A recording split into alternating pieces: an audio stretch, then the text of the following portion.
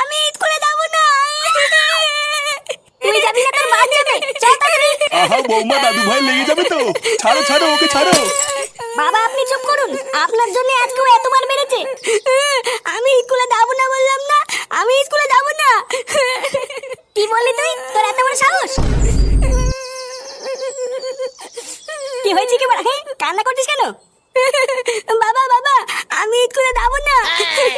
ও স্কুলে যাবি না? আচ্ছা ঠিক আছে, যেতে হবে না।